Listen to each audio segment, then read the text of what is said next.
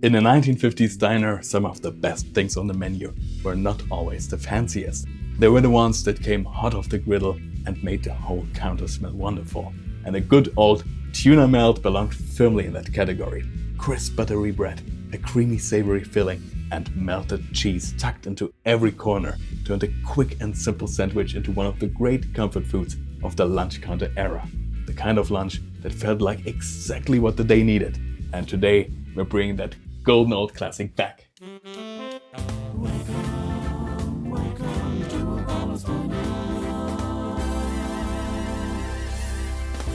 Hello my friends and fellow Apollonians, welcome back to Apaulo Diner.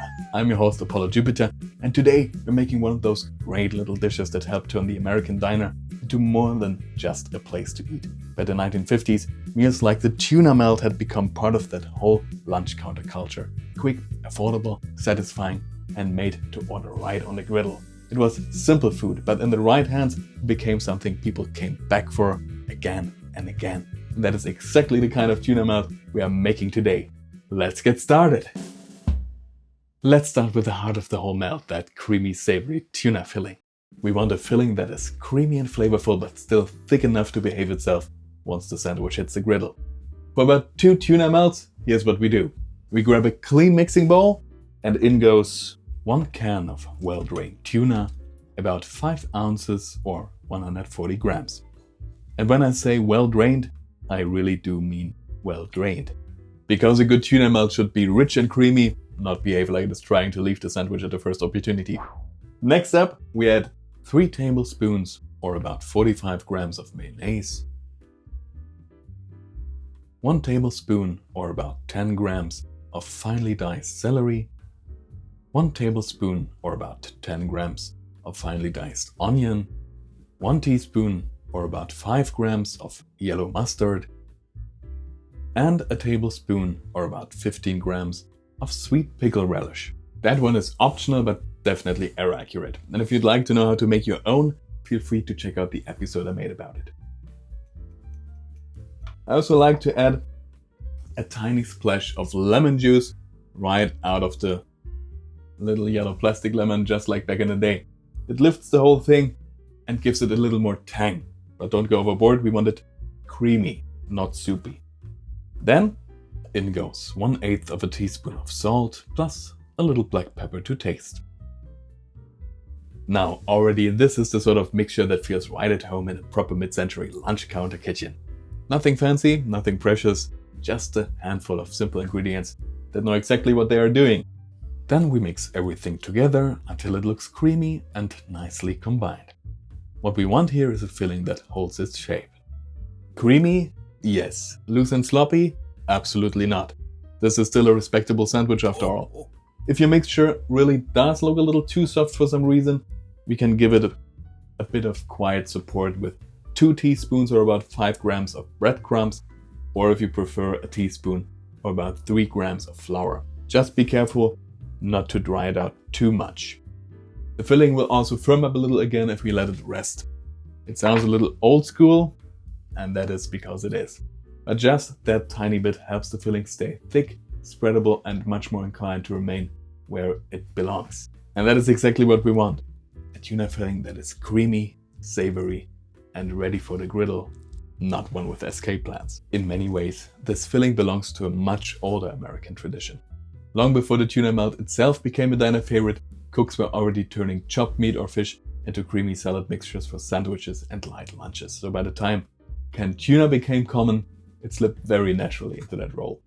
Practical, familiar, and perfectly suited for a good sandwich. If you're making a bigger batch or simply want to coax a little more flavor out of it, you can also prepare the filling a day ahead and let it rest in the fridge overnight. That gives all those flavors a little more time to get to know each other, and the result is even more delicious. But of course, that is not strictly necessary if you're craving a tuna melt right now. I won't tell anybody.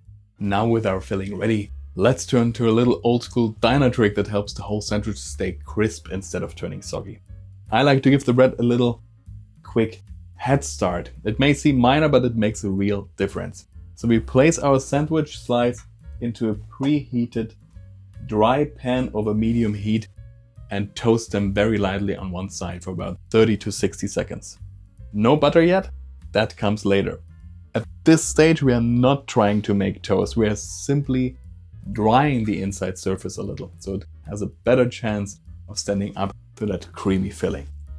It's one of those small things that feels almost too simple to matter, and yet somehow it does.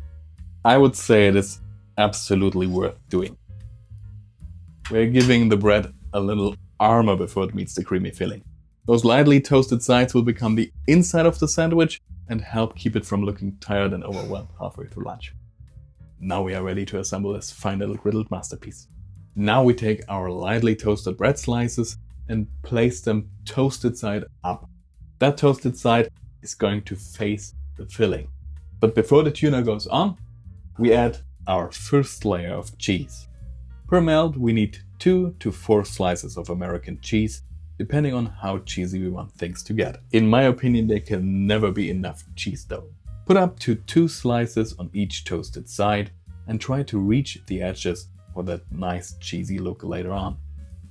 American cheese melts beautifully, wraps itself around the filling and acts as a little golden safety blanket between the bread and the tuna. Very noble work for a slice of cheese. Alright, let's spoon the tuna filling on top. Try to keep it generous but not mountainous. A thick layer is lovely, but if you build it like a tuna skyscraper, it will absolutely try to escape later on. So leave a little space around the edges. That way, the filling has some room to be pressed down without making its escape. Finally, we close the sandwich with the second slice of bread. Now we spread the outside of the sandwich with some softened butter.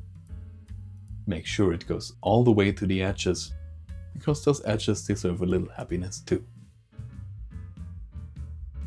So now we have crisp protection on the inside, butter waiting on the outside, and the filling that has hopefully read the sandwich rules.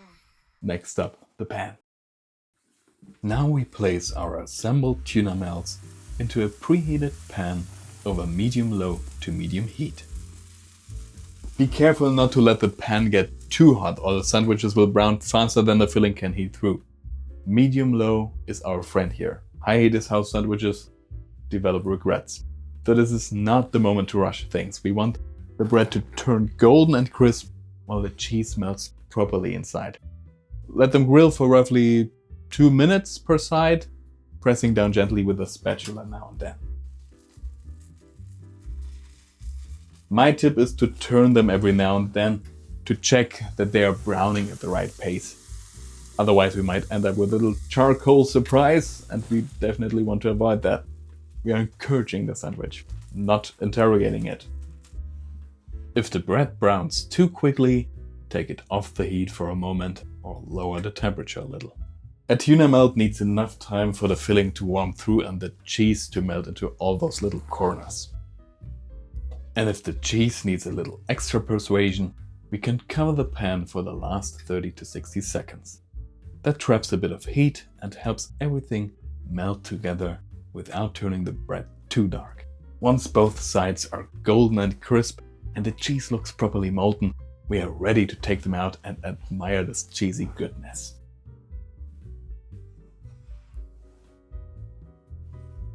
And there it is, a proper little diner classic, hot from the griddle and ready for its moment. Now we let the tuna melt rest for just a minute before cutting. Not too long, we still want it to be hot and melty, but just enough so the filling has a moment to settle down and remember its manners. Then we cut it diagonally, because frankly, some sandwiches simply look better with a little geometry. And there it is. Crisp golden bread, warm savory tuna filling, and cheese melted right into all those little corners. For the full 50s diner feeling, serve it with a pickle, some potato chips, or a simple little diner salad on the side. And now, of course, comes the most important part, the tasting.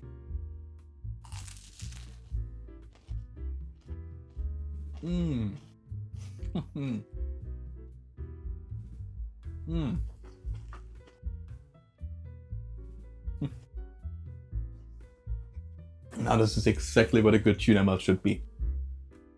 The bread is crisp and buttery, the filling is creamy and savory, and that melted cheese brings everything together like a very enthusiastic diner manager. You get a little tang from the relish and mustard, a bit of freshness from the celery, and onion, and that warm comforting tuna right in the middle. It's simple, but it works.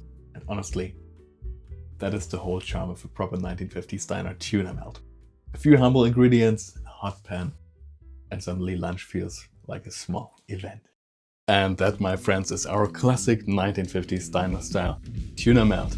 Crisp, golden, creamy, cheesy, and wonderfully simple.